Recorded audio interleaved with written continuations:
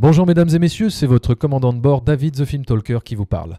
Je suis accompagné de mon copilote, le commandant Zoltan, et nous vous souhaitons la bienvenue à bord de notre vol à destination du 7e art. En vue du décollage, nous vous invitons à attacher vos ceintures, relever vos tablettes et à vous soulager si vous avez quelques gaz. Personne ne les entendra. Vous êtes bien sûr dans un avion avec beaucoup de bruit. Nous vous souhaitons donc un agréable vol à bord de notre compagnie. Le copilote va procéder au décollage. C'est ça. Je vais procéder au décollage. Tu peux y aller alors. D'accord. Mais il n'y a pas de... Bon, il n'y a rien. Bah, il faut pousser la manette. Ah, ok, pardon. Bon, voilà. Ah oui, elle est hors champ.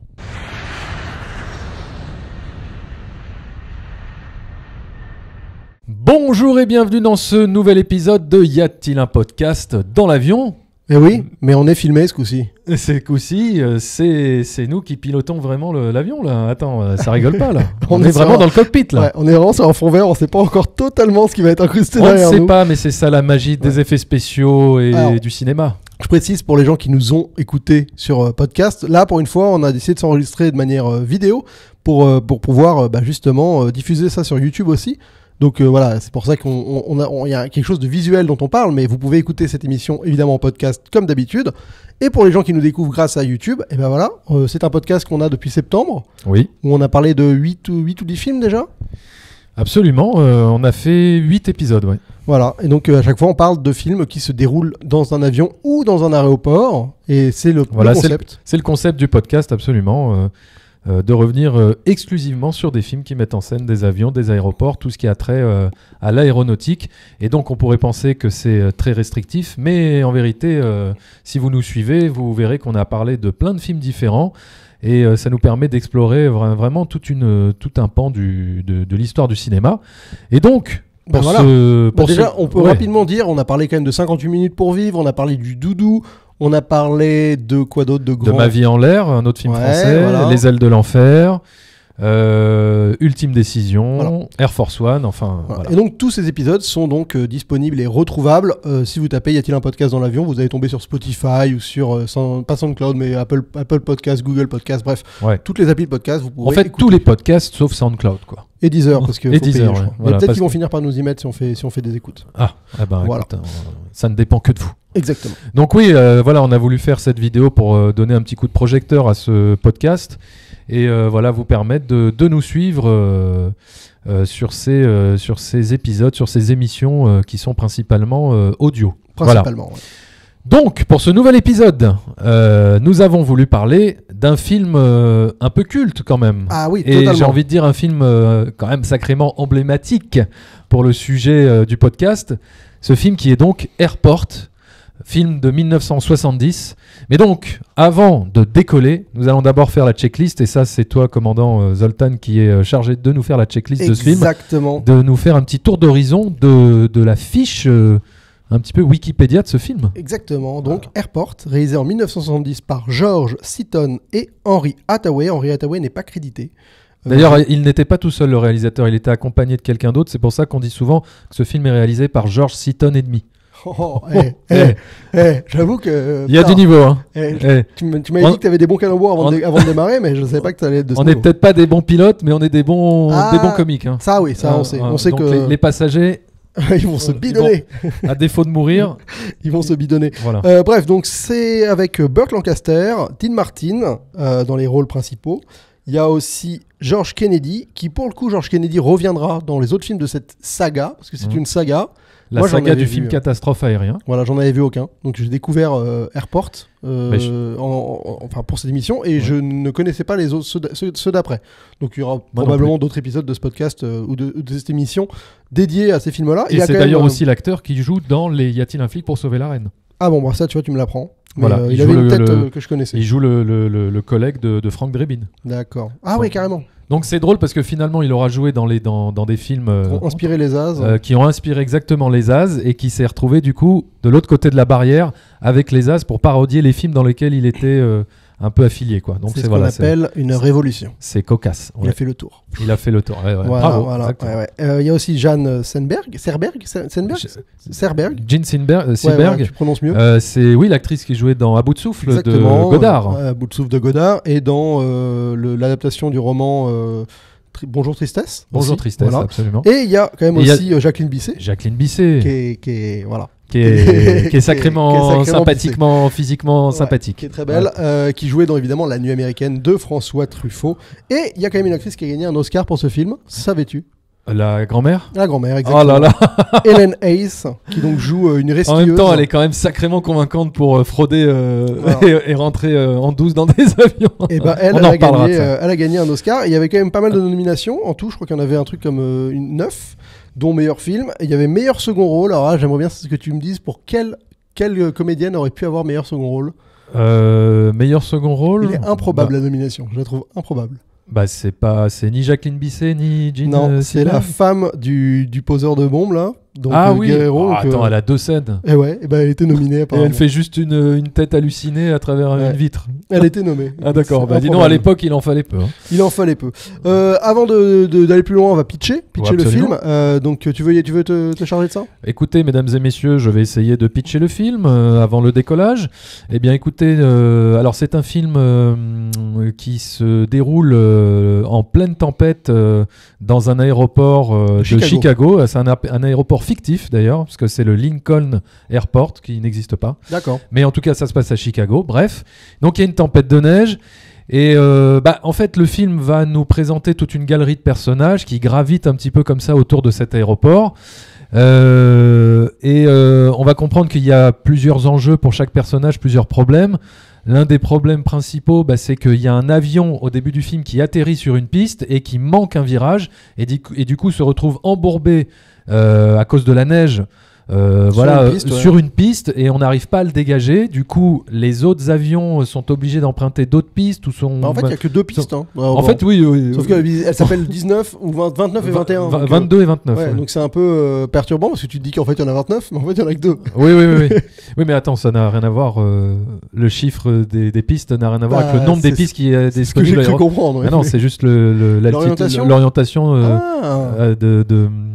de l'altimètre ou de la trajectoire. C'est une vraie info, ça? Écoute, c'est une info que j'ai eue après avoir passé quand même 4 ans de formation en tant que pilote. D'accord. C'est quand même, j'ai quand même appris mes bases, quoi. On en apprend des choses. Donc 29, en fait, c'est le cap 290, tu vois. D'accord. Oui, c'est comme ça qu'ils l'appellent. Voilà.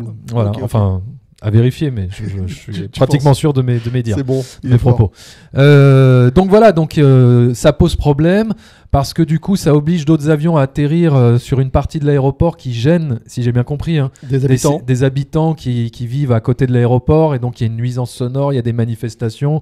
Et donc, en gros, le directeur de l'aéroport est presque menacé de fermer son aéroport à cause de ça. Et donc, au même moment, il y a un vol qui part pour Rome,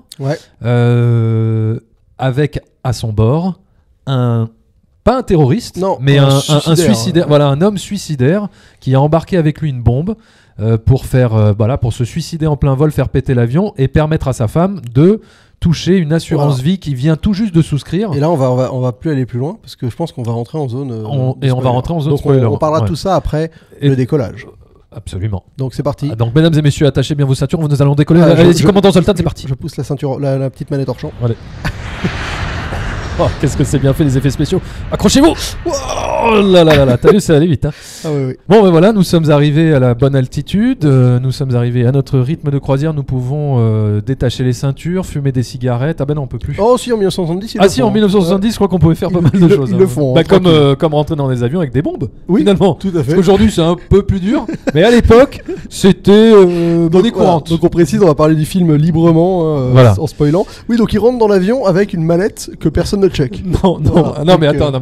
Mais revoir ce film aujourd'hui, donc 50 ans plus tard, c'est improbable. C'est vrai que c'est... Non mais il était plus facile de rentrer dans un avion avec une bombe que d'aller acheter une baguette de pain dans une boulangerie.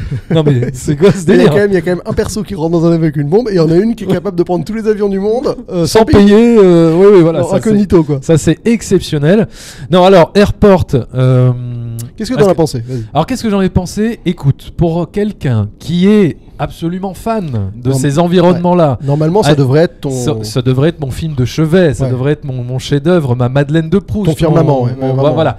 Eh bien non, je pourrais pas dire ça. Même si j'ai pris du plaisir à regarder ce film parce que voilà, il y a cette vieille patine, La patine est belle. voilà, visuelle au niveau de l'image. Il y a un beau scope. Voilà, exactement. Il y a un beau scope, il y a des couleurs enfin, il y a une image très contrastée de l'époque que j'aime beaucoup. Mais il y a une exposition dans ce film pour nous présenter tous ces personnages et les enjeux de ces personnages qui est extrêmement long. Non mais j'ai halluciné. Le film dure 2h20. Je pense que l'exposition dure 1h20. Exactement. L'exposition dure 1h20, 1h30 presque, avant que l'avion décolle. Ouais. Non mais c'est même pas avant qu'il y ait une bombe qui explose, etc. Avant que l'avion décolle. Donc c'est extrêmement long, je trouve. C'est beaucoup trop long. Parce que tous les personnages sont pas non plus fascinants et passionnants à suivre. Alors ouais, j'ai pris du plaisir à le regarder, mais c'est un film qui à mon avis a terriblement vieilli, même si voilà, les acteurs sont assez charismatiques, hein.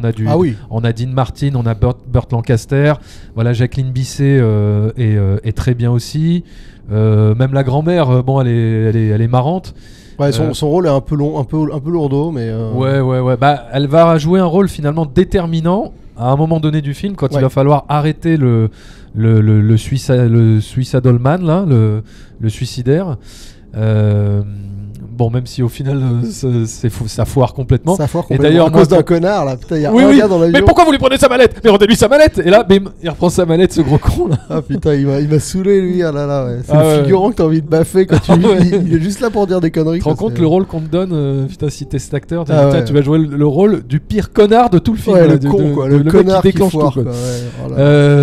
Non mais donc, alors en fait, à partir du moment où dans le film on te présente ce personnage qui s'apprête à se suicider en plein vol pour que sa femme touche l'assurance, bah là il y a tout de suite un enjeu et un suspense qui s'installe. Il y a une tension qui va s'installer. Il y a une tension et du coup et tu es un peu happé. Comprendre comment ils vont réussir à empêcher ça, parce que ça paraît improbable sur le moment. Voilà, tu te dis que ça va forcément arriver, sinon il y aura pas de film ou sinon il y aura pas de ouais, mais à la fois tu te dis si tout le monde crève dans cet avion, ça fait bizarre. Non mais moi je me doutais, parce que du coup moi aussi je l'ai découvert comme toi, je l'avais fini. Je croyais l'avoir vu, en fait j'ai jamais vu, je l'ai confondu avec un autre film.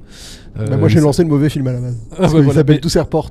Bah oui, voilà, c'est ça. Donc tu vois, bref.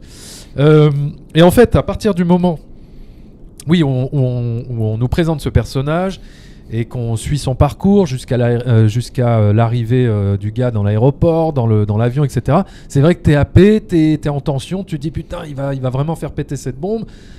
Tu te doutes que la bombe va exploser, mais que ça ne va pas faire péter tout l'avion et que ça va créer juste un trou dans la carlingue, voilà, et que des gens vont sûrement se faire aspirer, etc. Mais alors du coup, à partir du moment où la bombe pète, bah là je trouve que ça redescend et j'ai trouvé le film beaucoup moins intéressant, beaucoup moins prenant, parce que suite à cette bombe, comment te dire, le film ne peut plus, et puis le film ne peut plus jouer sur quelque chose de spectaculaire. Il a pas les moyens, tu veux dire. Parce que c'est un film d'époque et parce que, alors moyen, je sais pas, mais parce que surtout que c'est un film d'époque, donc ça peut plus être quelque chose de spectaculaire. Et puis même, moi je m'attendais à des conséquences beaucoup plus dramatiques en termes de destin de personnage. Ça va. Et finalement, il y a personne qui crève, je crois, à part lui, quoi. Moi, par lui, ouais. Il y a que lui qui s'aspire comme un con dans le vide. Et Jacqueline Bisset qui prend un peu dans la tronche. Bon, et Jacqueline Bisset, ouais, voilà, mais finalement, elle va survivre et tout ça, voilà. Ouais. Et donc, bon, alors, allez, le suspense qui reste, c'est est-ce qu'ils vont réussir à dégager l'avion de la piste pour permettre à l'avion en plein vol qui a explosé de pouvoir atterrir sur cette seule piste viable de l'aéroport. D'ailleurs, j'ai pas trop compris pourquoi c'était la seule piste. C'est un peu expédié comme truc aussi. Je suis d'accord. Non, c'est dommage parce qu'en plus il y a ce truc avec la faille à l'arrière de l'avion qui menace de. Oui. T'aurais tellement envie de voir le truc s'ouvrir et de voir, tu vois, les gens devoir s'accrocher et d'atterrir avec quasiment un trou. Enfin, je veux dire l'arrière de l'avion en moins. Enfin, ça aurait été beaucoup plus. En effet, tu refais le même film aujourd'hui, ces 20 dernières minutes, tu dois les rendre ultra spectaculaires. ce que le film n'a pas les moyens de faire. Ouais.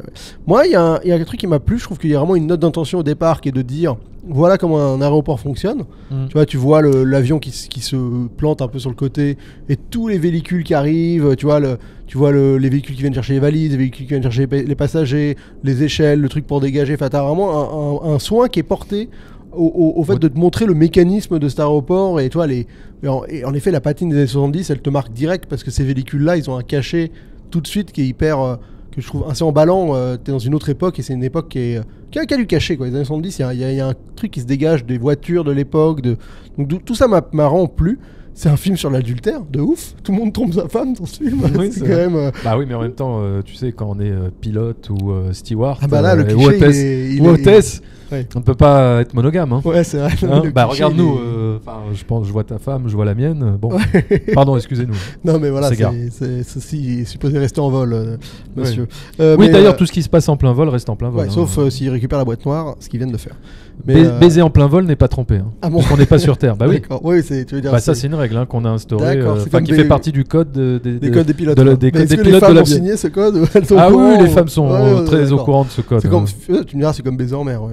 Oui, ça marche dans le train aussi ou pas? Parce que je prends beaucoup le train, moi. Le train, c'est quand même un peu sur Terre, ah, donc okay, c'est semi-trompé. D'accord, voilà. Ok. Bon, bah, moi, comme ça, vous le savez, vous êtes au courant. Donc voilà, c'est un film sur l'adultère ça m'a surpris. C'est vrai qu'on est dans cette époque, années 70, libération totalement des mœurs, et on a quand même que des personnages qui trompent leur femme et qui ont un dilemme un peu avec ça, mais c'est un peu normal de le faire à la fois. Mais d'ailleurs, t'as même Burt Lancaster qui à un moment donné balance une réplique, ça m'a fait rire.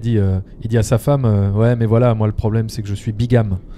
Je te partage avec mon travail. Tu sais, dire, oui, enfin pas que ton travail. Pas que parce qu'il est avec Jansenberg. Même si on les voit pas s'embrasser, vraiment, ni rien. Mais bon. Oui, ça reste leur histoire très, est évoquée. Alors très pudique. Pour le coup, Dean Martin et comment elle s'appelle, Bisset et Jacqueline Bisset, eux c'est un peu moins c'est totalement évocateur, quoi. Ouais. Mais voilà, je trouve évidemment l'exposition est très longue, mais ça donne je trouve que ça renforce vraiment cet aspect choral du film, de prendre le temps de poser tous ces personnages dans ce contexte-là, de leur donner tous des petits éléments de vie. Là, c'est trop. Ce qui est trop long, c'est pour moi c'est cette femme rescueuse, quoi. Parce que je pense qu'il y a une demi-heure du film qui est dédiée à ça. Ouais. Et ça, franchement, c'est long, quoi. Ouais, on s'en fout qu'il y ait une grand-mère qui fraude. Tu vois, en plus, on sait jamais si ce qu'elle dit est la vérité ou si c'est juste du mytho. Donc, c'est long. Ça, vraiment, c'est pesant et ça m'a un peu gavé. C'est très secondaire et pourtant, oui, ça prend beaucoup de place. Ça prend beaucoup de place. Et par contre, tu vois, dès qu'ils reviennent sur, en effet, le mec qui a plus de thunes et qui perd ses boulots, je la trouve hyper émouvante, cette séquence avec sa femme dans le diner. Et tu vois, elle, tu sens que elle fait ce qu'il faut, mais lui, c'est un mec qui arrive plus, quoi. Et c'est hyper... en plus, moi, ce qui me plaît, c'est quand même ces films-là, t'es dans une autre époque, quoi. Je veux dire, les gars, ils ont pas de carte de crédit. L'argent qu'ils ont sur eux, c'est le cash qu'ils ont. Enfin, oui. C'est un truc, genre, le gars, si t'as pas 5$ sur toi, t'as pas 5$ sur toi, quoi. Enfin, c'est pas... tu les fais pas apparaître par magie ou je sais pas quoi. Et c'est des petits trucs comme ça de cette époque que je trouve assez marquant, quoi, qui me parle. Ouais, et alors c'est marrant parce que ça me fait rebondir sur quelque chose qui fait écho aussi, qui m'a fait penser à notre époque actuelle, mais très actuelle. C'est quand t'as Burt Lancaster qui a un dilemme avec... comment il s'appelle son... Dean Martin Non, avec... son chef. Oui, son chef, oui. Son chef. Enfin, le président de l'hôpital, de l'aéroport, quoi. Oui, on va dire que lui, c'est le directeur de l'aéroport et l'autre, c'est le président de l'aéroport. Enfin bon, bref. Et donc, en gros, le président de l'aéroport ne va pas prendre de risques. Ouais. Et donc, il veut fermer l'aéroport pour ne pas prendre de risques. Là où Burt Lancaster va montrer que... il explique que lui, en fait, c'est la différence entre le mec de terrain... qui a eu une expérience de terrain, qui est Burt Lancaster, qui a été pilote pendant la guerre et tout ça. Exactement. Qui sait ce que vivent les mecs en l'air, à flipper de ne pas avoir de piste pour atterrir.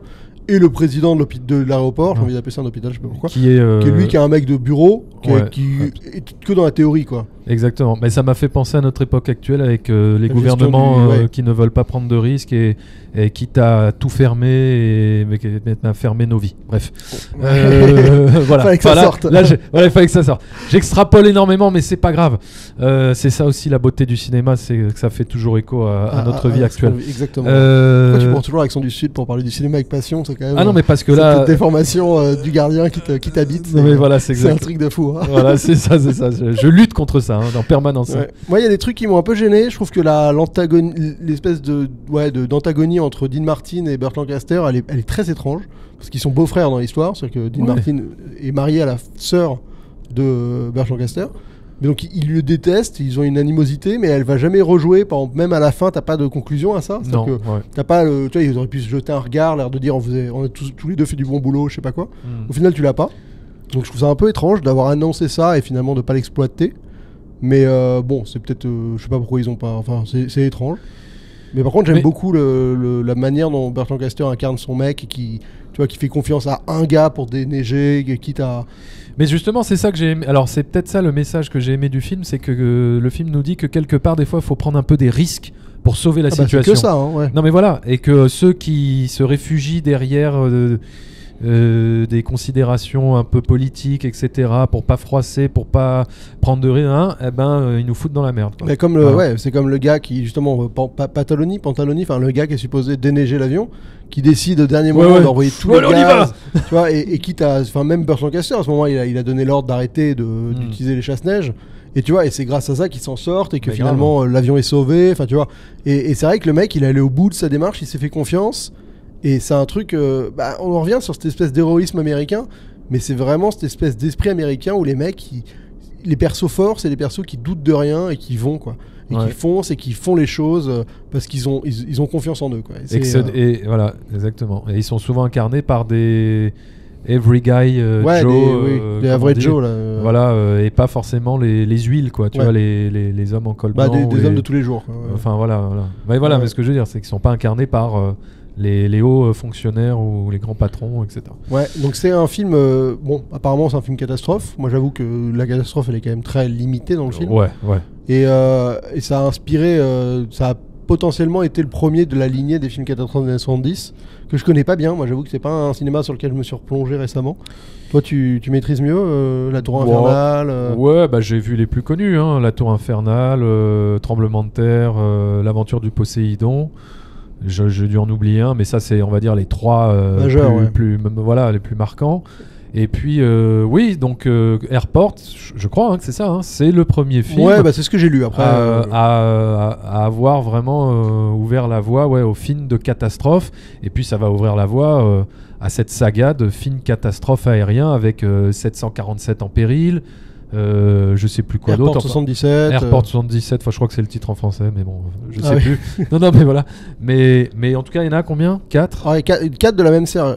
Voilà, 4 de la même série, avec un acteur récurrent, toujours le même à travers chaque film, apparemment. C'est celui qui déneige, là. Voilà, George Kennedy, c'est ça ? C'est ça, exactement. Oui, c'est ça, George Kennedy. George Kennedy. Patroni s'appelle. Voilà. Et donc,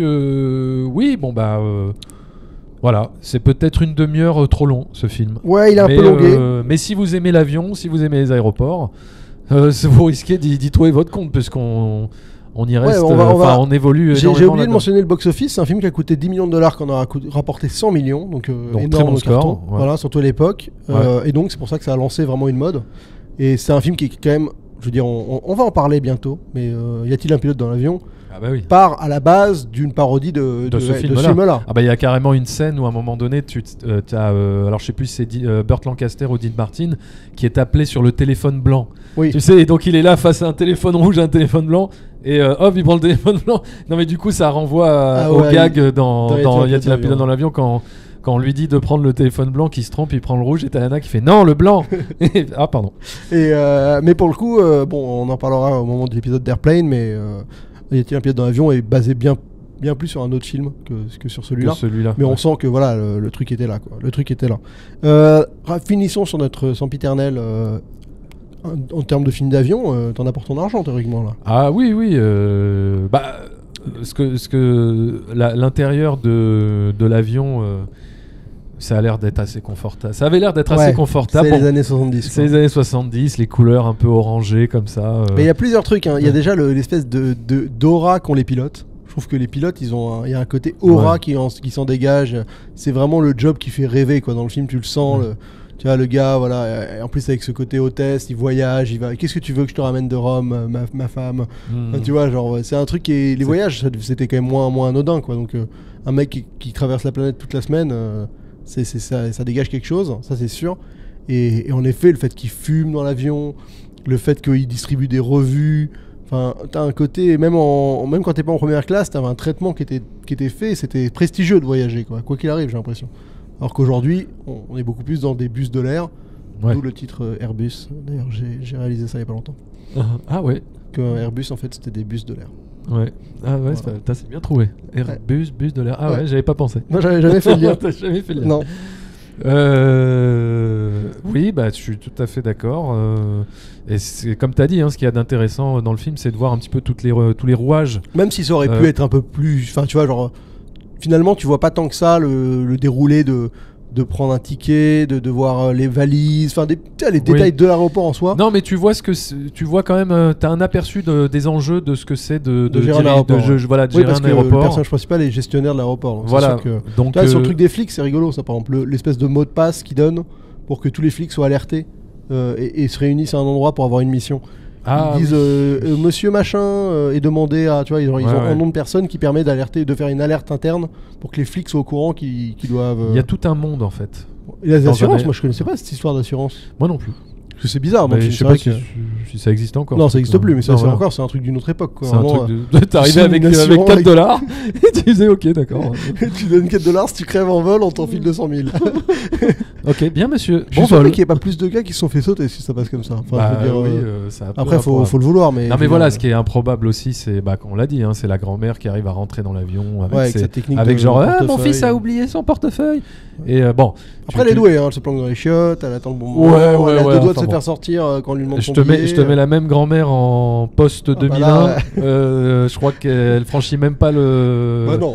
Elle rentre même pas dans l'aéroport. Il y a dans Love Actually, le gamin, il arrive post 2001, il arrive quand même à arriver à l'embarquement presque. Ouais. Mais bon. Il y a tout le monde derrière qui l'attend. Voilà, c'est ce que j'allais dire.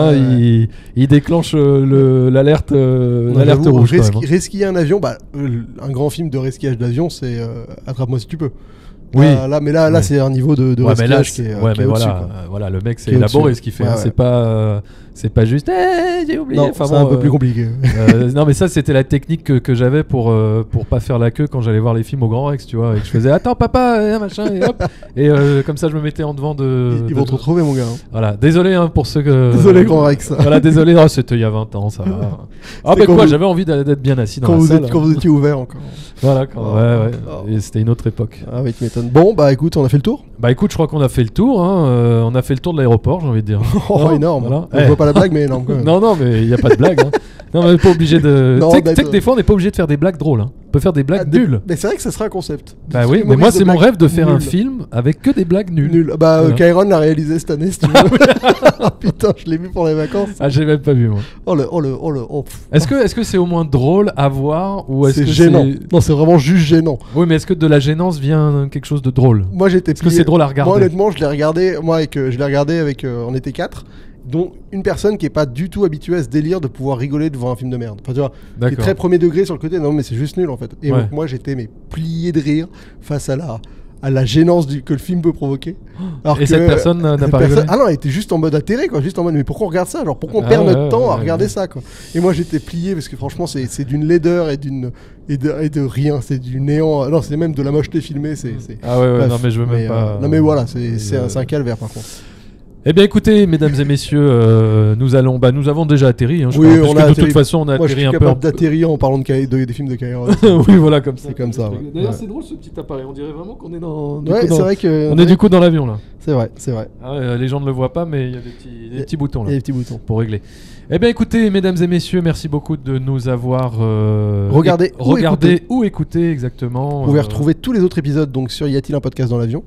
Absolument, y a-t-il un podcast dans l'avion disponible sur plein de plateformes, Google Podcast, Apple Podcast, Spotify et j'en passe et d'autres, Pocket Cast, bref. Et bien écoutez, nous reviendrons très prochainement dans cet aéroport pour même dans cet avion pour. On espère vous retrouver très vite sur notre compagnie et d'ici la prochaine, bon voyage.